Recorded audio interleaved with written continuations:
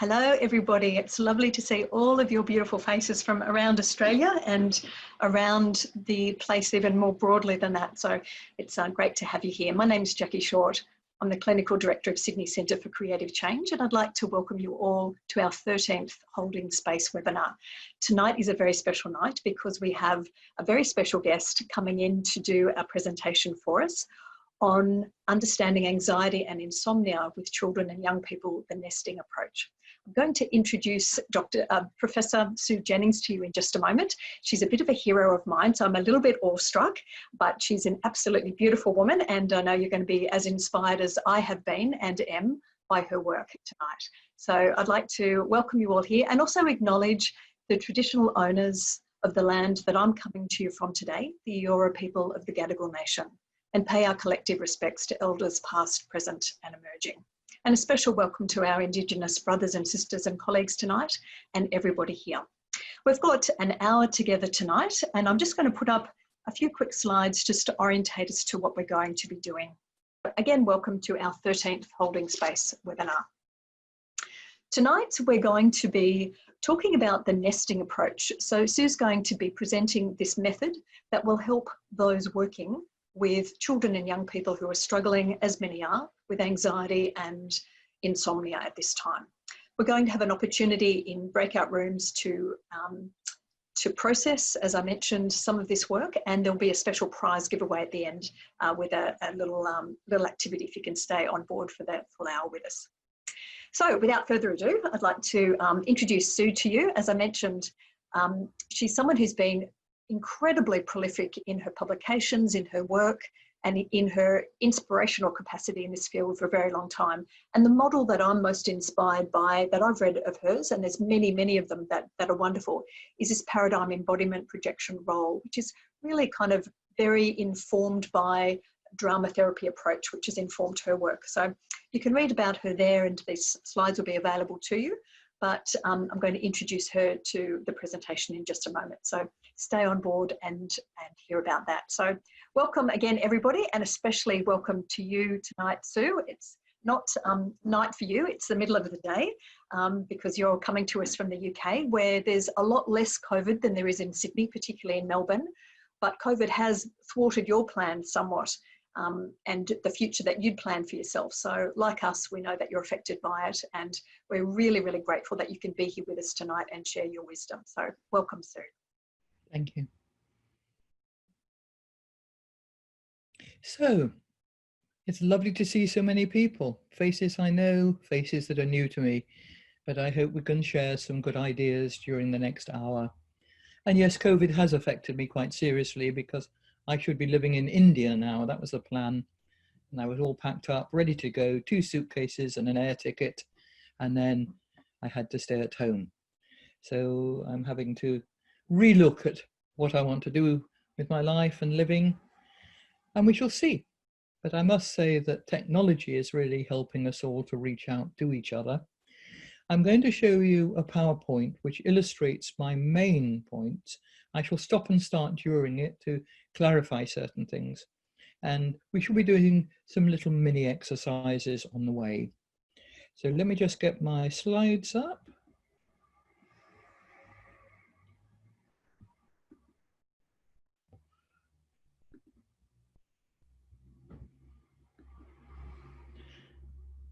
And I know I asked you to have a scarf or a shawl with you.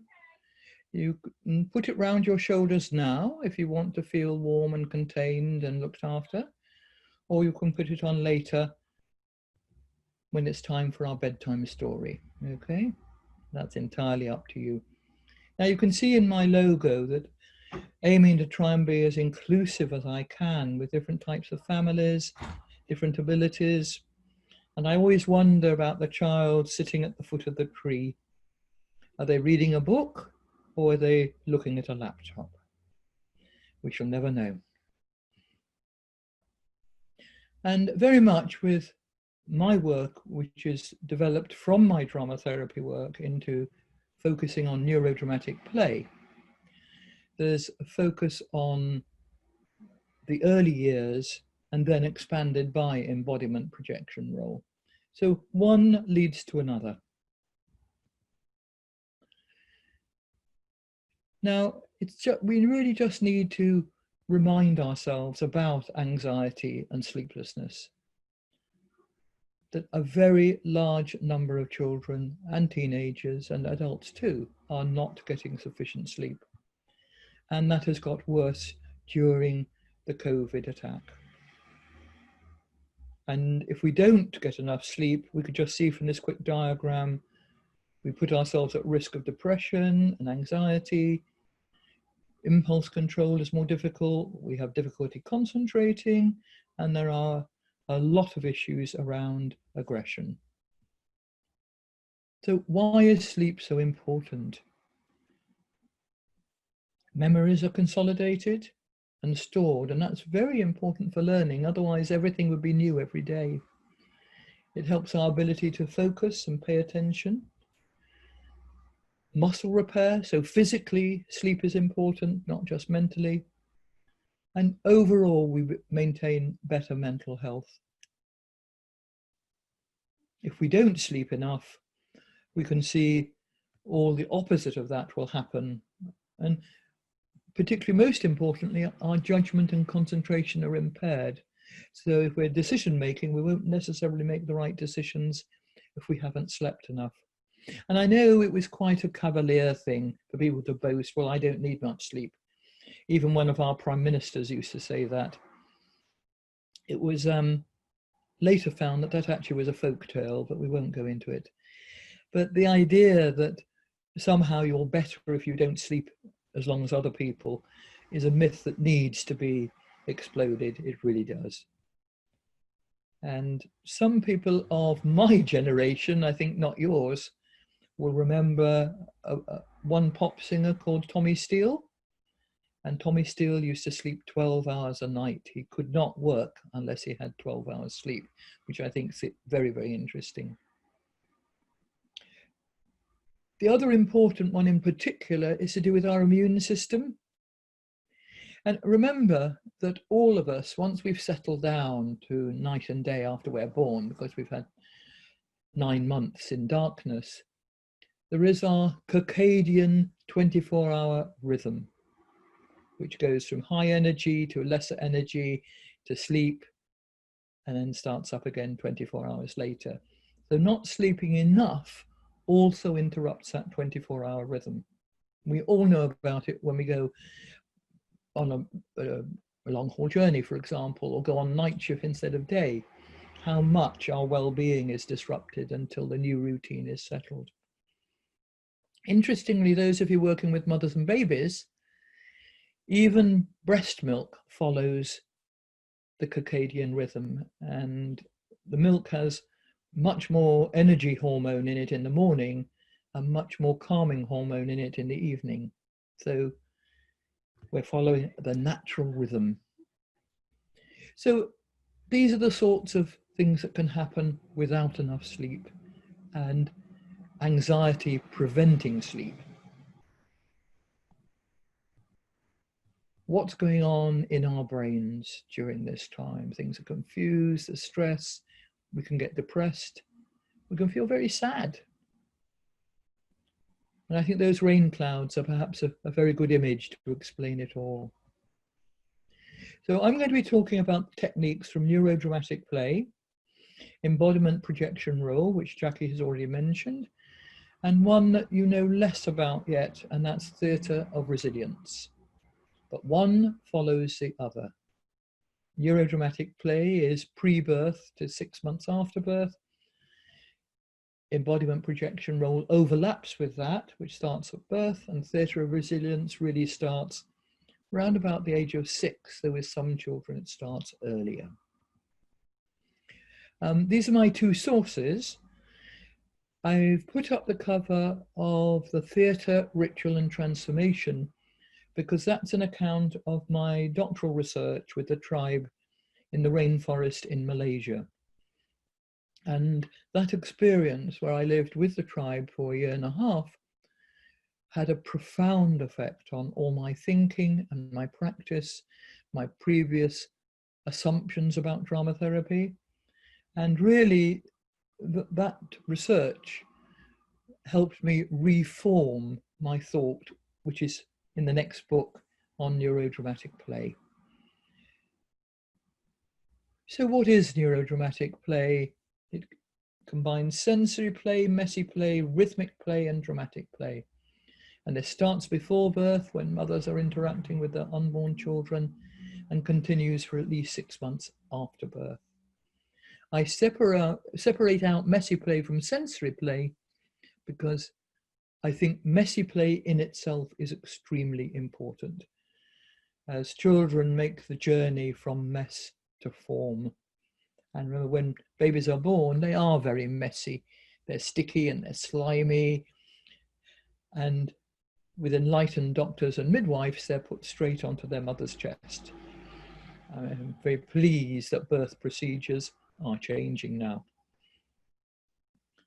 Rhythmic play is very important because rhythmic play establishes our own rhythm of life. Remember that our first rhythm is our own heartbeat and also the heartbeat of mother.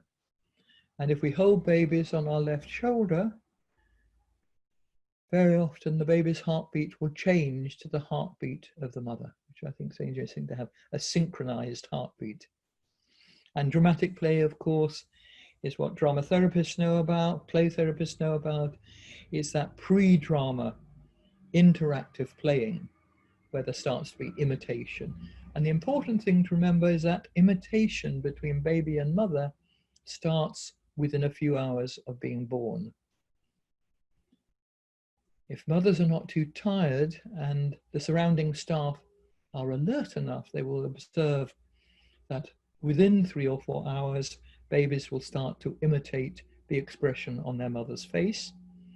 And remember that imitation is the beginning of drama. So my contention right the way through is that society and civilization are based on drama and theatre. Language comes later.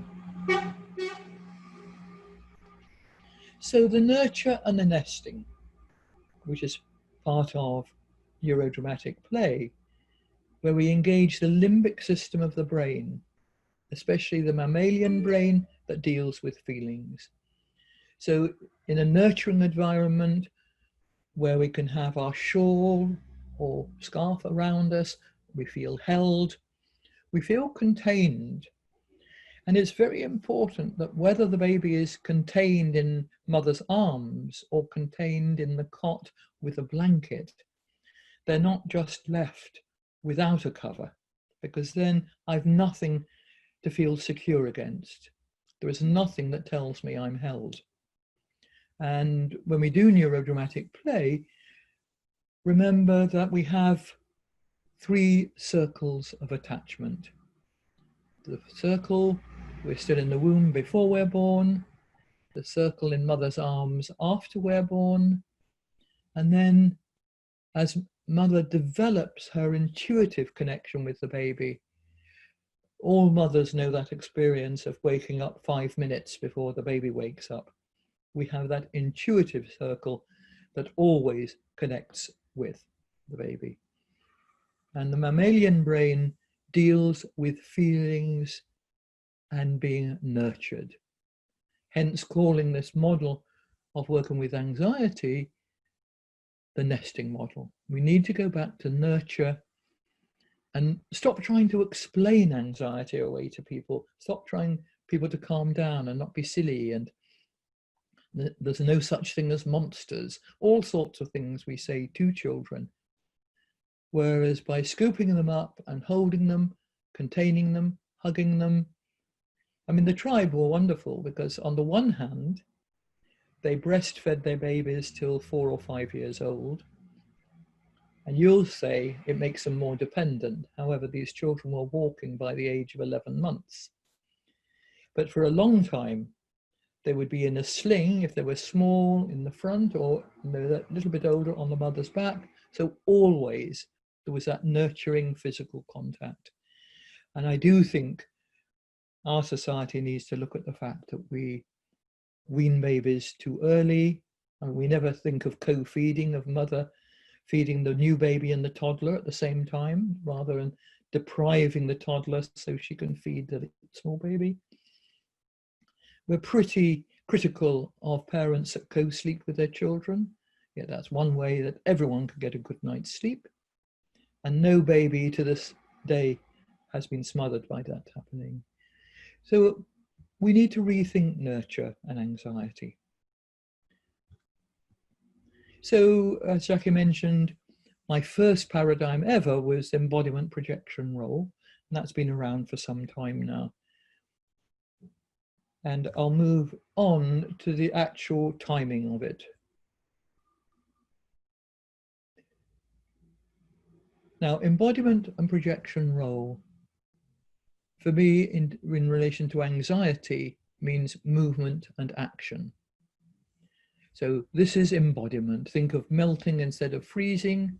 Try leaping into life rather than running away from fear.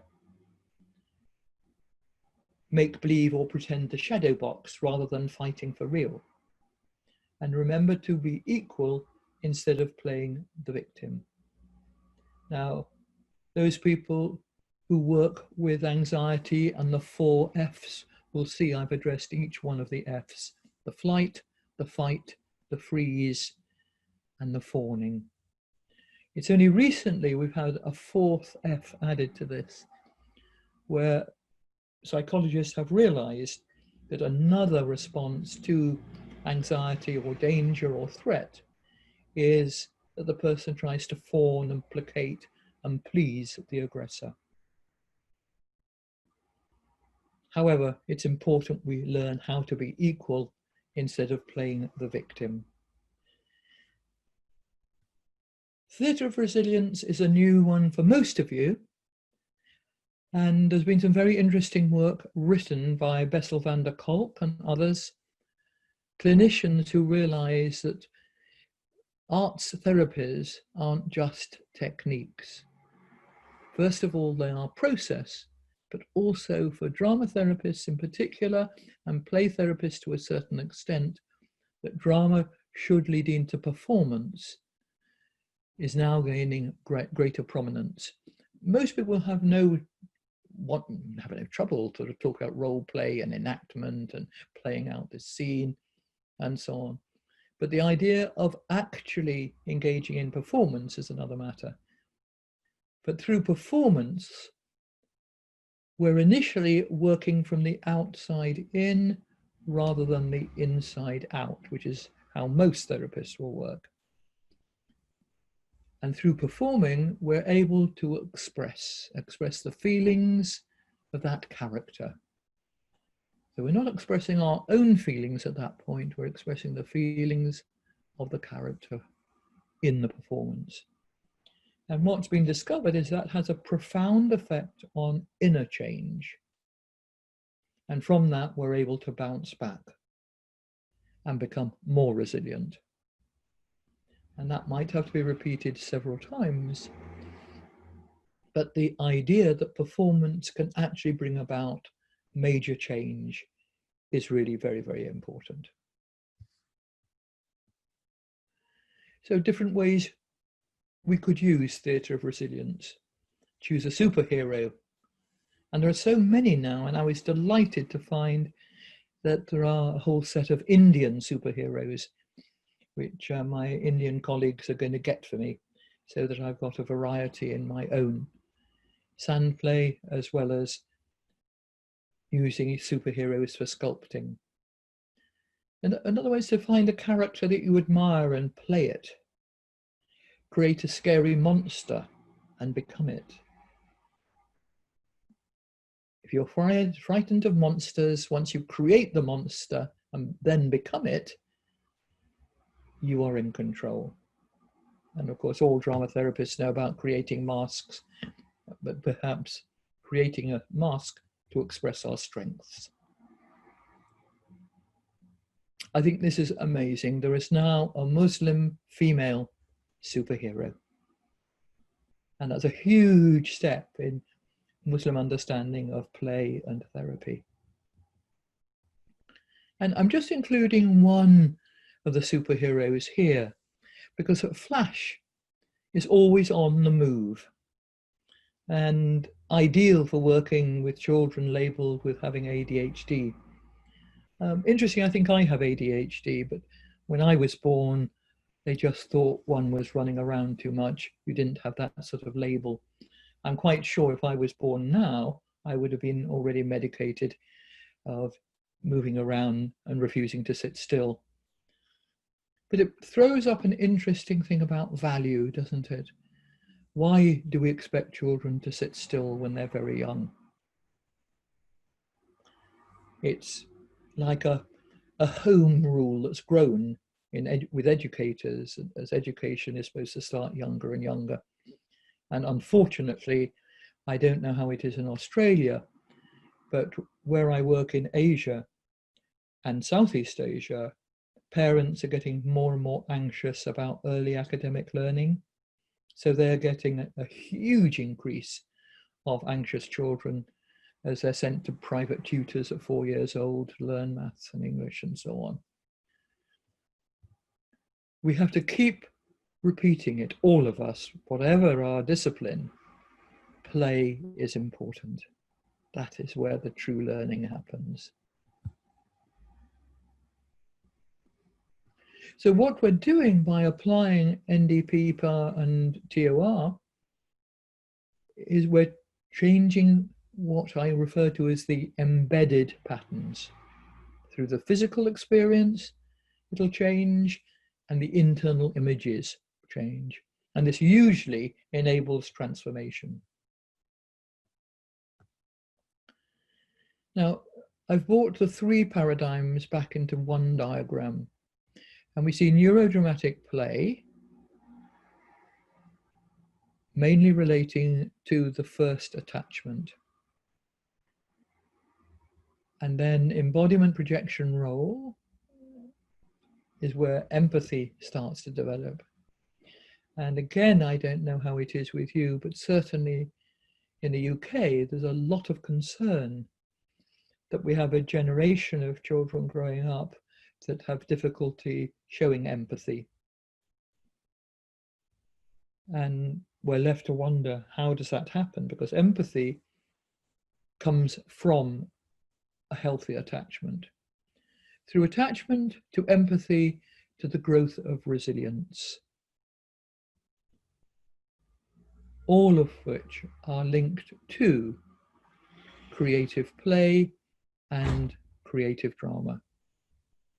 Now I'm going to pause for a little minute at the moment, and I'm going to ask all of you to have a think to see if you can remember your first attachment toy. I know it means going back a long, long way, and you might not think of the original one because it's likely to have been when you were a year or so old. But see if you can remember a toy that you were very attached to when you were young. And if you've got paper and pencil in front of you, you might do a little sketch of it and write down its name.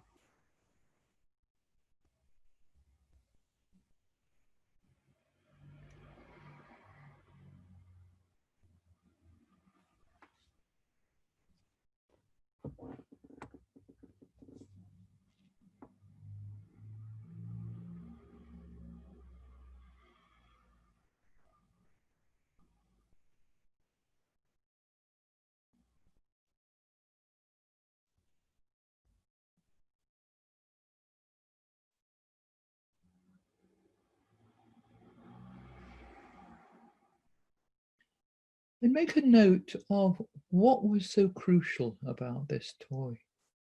Was it the texture, the softness, the growly noise it made? What was important to you? Make a note of what happened to it. Did your mum say you were too old for this toy? Or was it given to a younger sibling? Or did you lose it in a puddle? Or do you still have it? Does it still sit on your bed? Or maybe it's in the attic, stored for the next generation.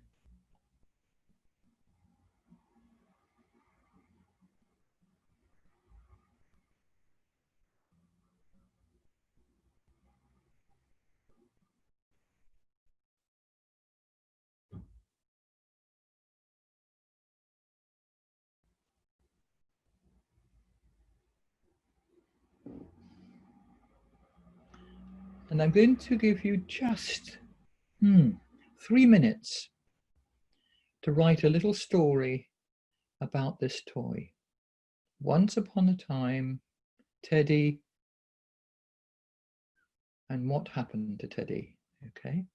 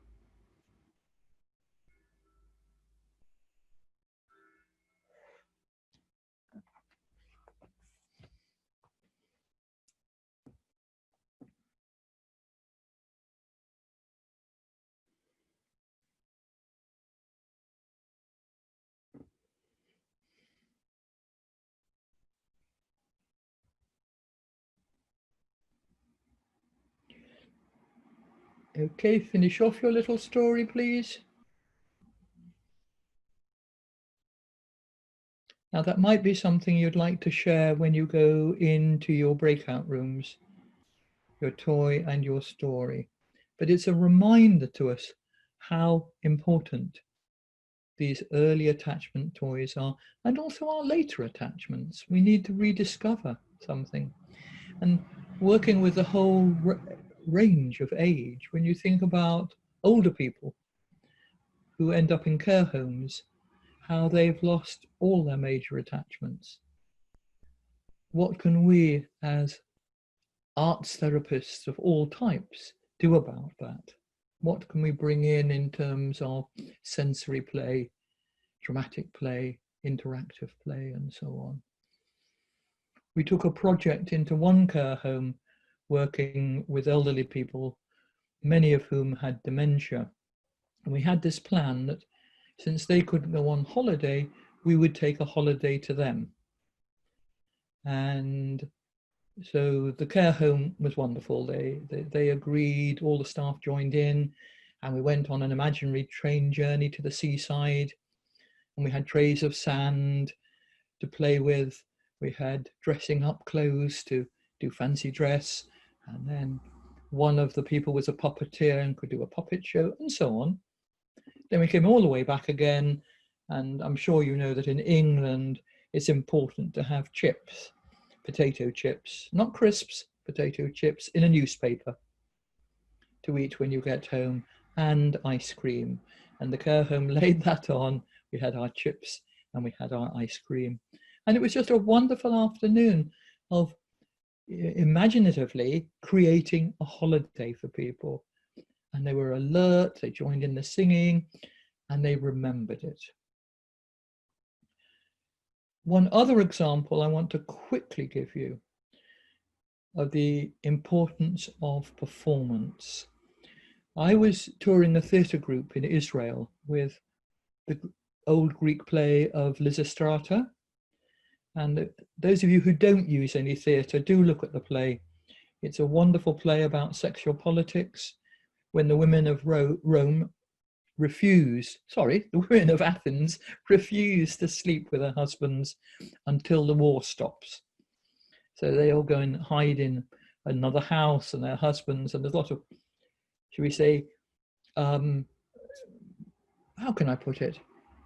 Appropriate mime, whereas the audience know the men are walking around with huge erections because they're not having any sex with their wives. And I was asked, and I don't know why to this day, by a manager of a daycare centre whether we'd perform it to older people, most of whom had dementia. So we did, but I was working with actors, not therapists, and they were very nervous. I said, we just do the play as it is, a piece of theatre. And everybody was absolutely wrapped up in this, not a sound, until a scene where Lysistrata herself, who organised all this, is confronting the magistrate. And the magistrate is saying, okay, Lysistrata, you've had your say. Come on, let's all just go back to normal now. And the husbands want their wives. Let's end this nonsense.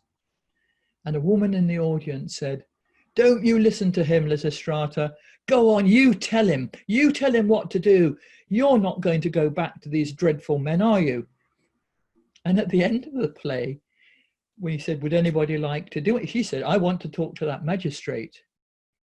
And it was extraordinary that through her dementia, her anger and outpouring, and the actor was wonderful. He was a huge Arab actor with big eyebrows that went up and down when he got cross. And he played the part to perfection. And the effect on her, just being able to have that communication, was amazing. The next morning, I had a phone call from the manager, and she said, two interesting things have happened. One is that when everybody arrived this morning, they all remembered what they'd done yesterday afternoon, and that's never happened before. And she said, secondly, because of the theme of the play, everybody was able to sit down and talk about sex. She said, it's very difficult. We have a lot of young carers here. And you know this whole thing, you don't like to think your grandmothers actually do it anymore, do you? But they were able to share and talk. So, sorry, excuse me. They were able to share together. So that's just a couple of little examples of the therapeutic benefit of performance. We can always talk more questions later, and I'm just very aware my time is almost up. So I will press on to the end of this. Okay. So just remember this little sequence. We breathe to focus, which helps us bounce into energy. We break old patterns, but we have to set borders. Otherwise, the new energy just could go out of control. So we do need borders to set limits. And that helps us to burst into creativity. We might have a blip because we're human. But any blip, back on course again. And it means we can blossom into change. So this is what I call the 7 Bs, to remind us of how things might work. And that is truly my favorite slide. Puck from A Midsummer Night's Dream, spreading magic. And I've not time to go into using Shakespeare with this particular presentation, but I will point you in the direction of a woman called Kelly Hunter. And if you look at her website called Flute Theatre, it will tell you about her work with children and teenagers on the autistic spectrum using Shakespeare. It's quite extraordinary. She's doing long-term research with amazing neurological results, brain changes by performing in and witnessing Shakespeare. And that's my new book coming out in the autumn, which is very much on the topic of what we're talking about today. Lots about nesting in it, and that's the end. I've put my website and my email address. If I always say to people, if anybody wants to get in touch with me, they have a further question, something they think of much later, I do answer all my emails. And if you want to look at the website about the work I do and the courses I run online, just have a look and then write to me, okay? So let's stop and go back.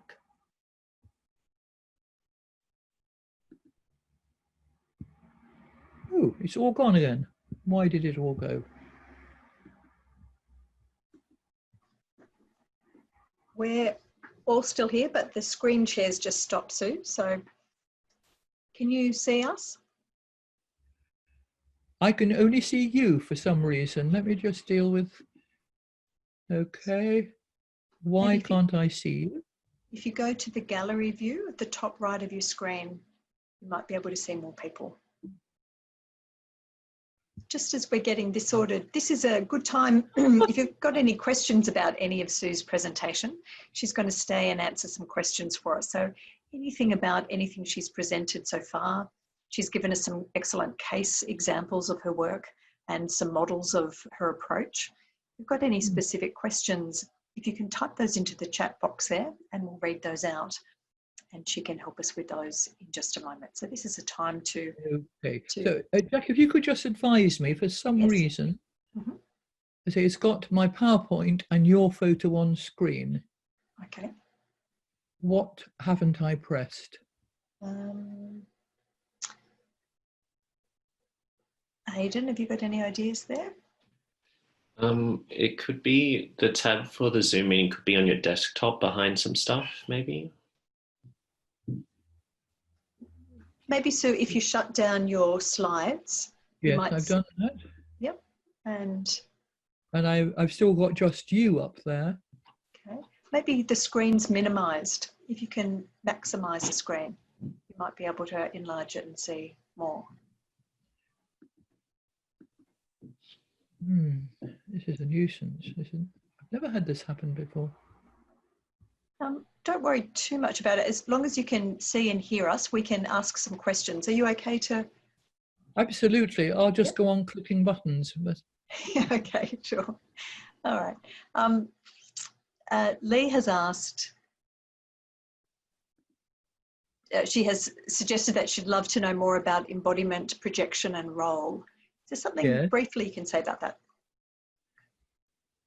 Yes, yes, very briefly. From birth to 13 months, everything to do with the child is physical and sensory, the way the child moves or everything. They touch their body, they move their body, they have a sensation. And then you notice this difference when a child starts to get more interest beyond the body, and often it's with their first major toy. Winnicott talked about the transitional object being this beginning of the change from being totally attached to mother to having a secondary attachment.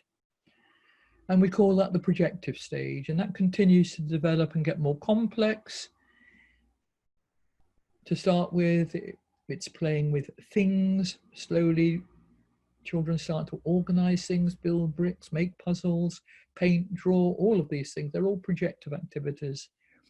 And you notice a change when they start to talk with the figures in a doll's house and tell little stories, that soon there's a shift to role. And that usually is around about 4 years.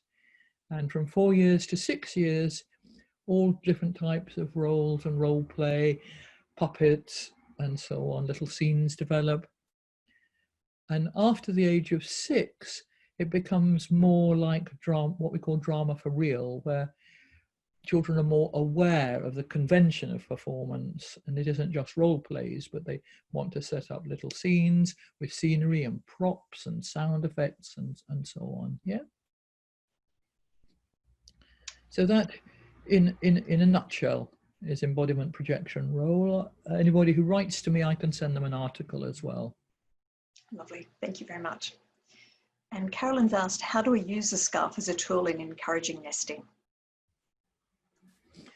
Well, I always have some of those small cotton blankets in the room. I mean, airline blankets are ideal, but only steal one at a time, otherwise they get a bit suspicious, okay? But something that the child, teenager, whoever can wrap themselves up in completely and feel contained.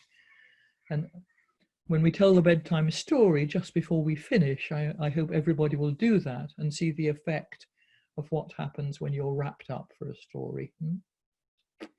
Lovely, thank you. Question from Amanda, who's a drama therapist in Australia. She's working with a couple of children at the moment, primary age, who sleep with their parents at night and have trouble sleeping and have anxiety. Any practical or ideas or advice she can offer parents?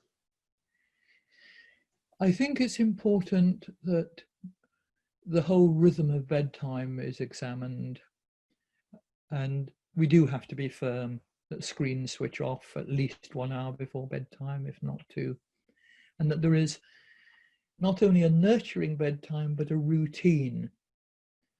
You know, getting ready for bed, warm bath, fun things at bath time, bubbles, nice perfumed soap, maybe a candle in the bathroom for older children.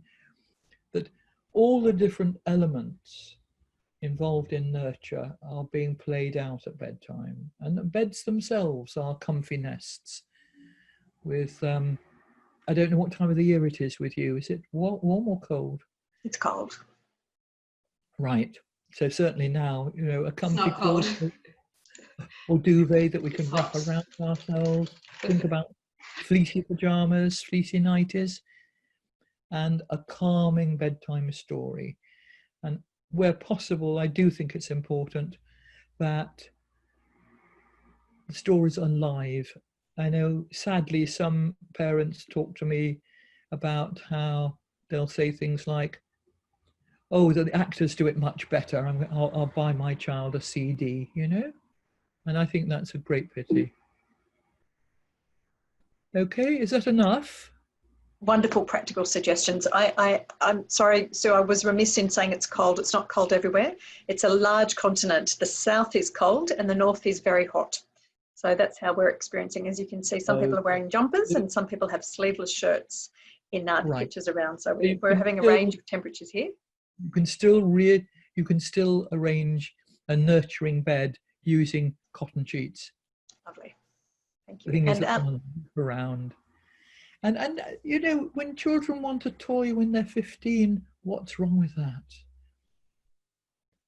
Okay. That leads, it's a beautiful segue into our last question from Jaya here. What could be done if a child or young person hasn't had a toy for soothing or no memory of it? Can they create one in the here and now? Absolutely. In reality or in their imagination. Often people can't remember their early toys anyway. So I sort of say, well, let's pretend. What was a toy you would have liked to have had? I mean, I didn't have a teddy bear until I was 9 because of the war.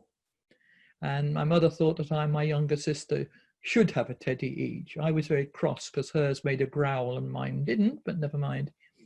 One thing I did was to go into my mother's bedroom when she was away and get her perfume and sprinkle it in the ear of the teddy, so that when I cuddled the teddy, I could also smell my mother's perfume, which I just shows these important attachment things, yeah? Beautiful. Thank you very much. I know you have a special story for us at the end of this presentation to this evening or this afternoon, wherever we all are. But before we do that, there's a couple of other things I'd like to give you the opportunity to do. Aidan is going to very shortly invite you into a breakout room. And when you get into that room, if you could turn your camera on so you can see the 2 other people in it. So we'll have groups of probably 2 or 3. And a couple of things to do in that group. If you have written or drawn something, this is a picture of my little pillow. Hard to see. It was one of my special little things. You can share your drawing and you share your story if you'd like to, or you can talk about maybe some of the children and young people you work with and what you know to be their special comfort objects. And you can also share with those in your group what you've gained out of tonight and how you think you might be able to use some of it in the work that you're doing or the work that you might be doing for those students among us as well. So it's a chance to share and reflect. So you'll have about just over 5 minutes. You'll have a chance to introduce yourself, to share your story and object if you'd like, and to talk about what you've gained out of tonight. Would anybody like to share anything that came out of those groups? Just give me a wave if you'd like to. Just having a look at. Amanda, would you like to unmute and just say something briefly? I just really like sharing the stories. I don't know if you can hear me. Yes, we can hear you perfectly. Oh, right. Yes. Yeah, because particularly with my little teddy, because I have a teddy in my therapy room that lots of the 12 and 13-year-old boys like to come in and cuddle, despite the tough act. And so it was nice to revisit the relationship with my own teddy and share it as a story. And to hear my partner's story as well, Carol, and sort of to connect those stories with the aspects that Sue was talking about, to sort of connect them with the theories that she mentioned. So that I really enjoyed that. Beautiful. Yeah, thank you very much for sharing that. Could I just come in here? Amanda, was it your question about the children sleeping with their parents? Yeah, it was. I've recommended all of those things, so it's sort of affirming what I'm already doing, but it's good to have that affirmation. I think sometimes it's sort of from the parent side as well, sort of attachment But with the the question child. to you, just to ask you, do they sleep with their parents because they're anxious? Well, that's what the parents tell me. That's the story that I have from the parents. But And they're how old are they? 9 and 10. Okay. And it's a long-term arrangement, hasn't shifted. So maybe a first step would be for them to have their own bed in the parents' room. Yeah, yeah. Rather than leaving the room, so they're still in reach of their parents, like you do with the new baby. Yeah, yeah, that's great. Thank you. And if they can make that bed, especially their own special shared nest together. Yeah, yeah. And then the next step would be to put it further across the room, right away from the parents' bed. Yeah. And eventually the planning of their own room together. Yeah, yeah. Yeah. Thank you. That's really helpful. Cheers for that. Okay. Thank you both for sharing. Thank you, Sue, for that support as well. We've just got a couple of minutes before we finish up tonight, and I know those of us in the South are getting it near our own bedtime and really time to turn our screens off so we sleep well tonight. But before we do that, just a few more things to share with you that we're going to be briefly looking at here. So we've had some connecting in tonight, which has been wonderful. I also wanted to give you an opportunity to register for our next free webinar, which again is on the theme of anxiety.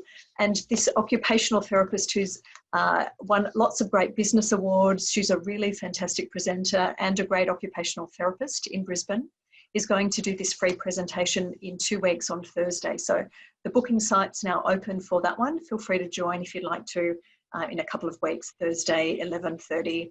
So thank you all for participating and being here with your cameras on and your questions and your lovely stories to share and connecting with others. And Sue's going to finish with a lovely story, I think, for us now.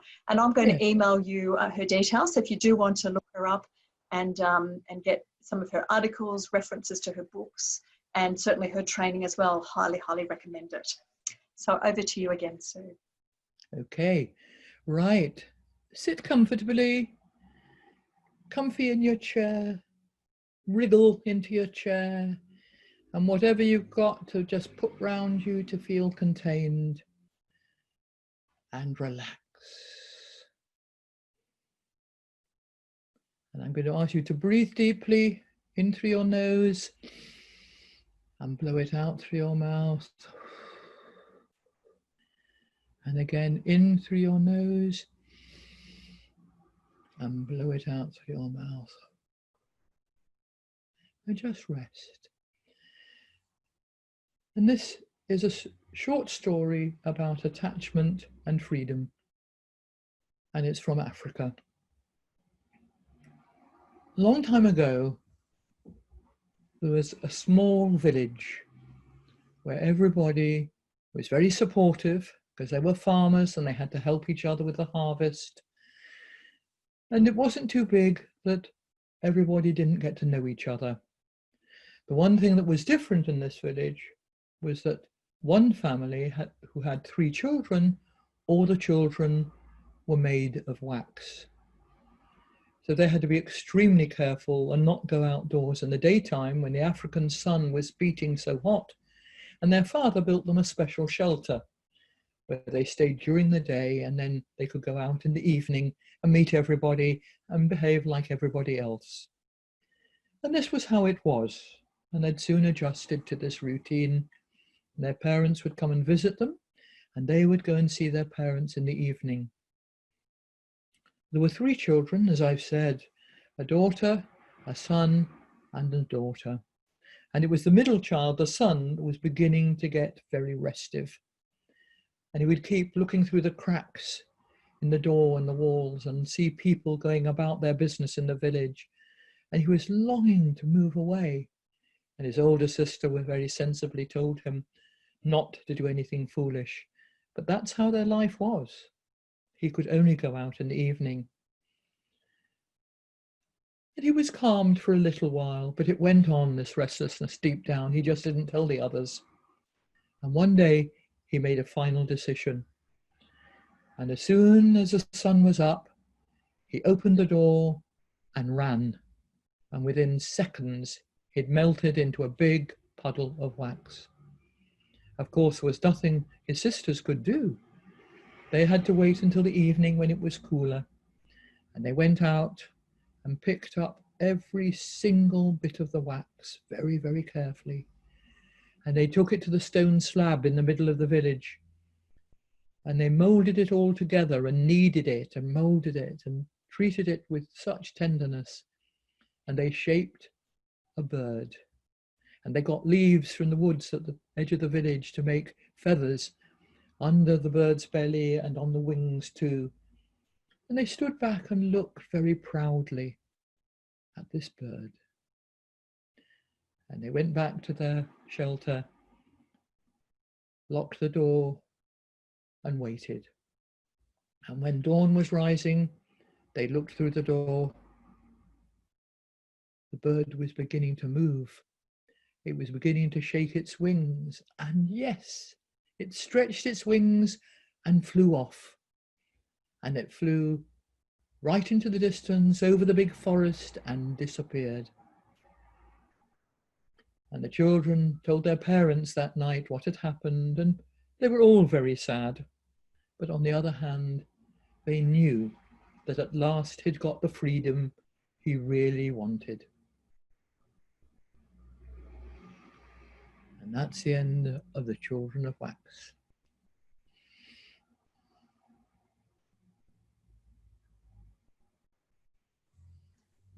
Thank you, Aidan. Thank you, Sue. I think we can all go straight to sleep. Okay. Thank you for a beautiful presentation tonight. Could I get everyone with a visual gesture in some ways to thank Sue for a beautiful presentation tonight, and lovely to have you all here.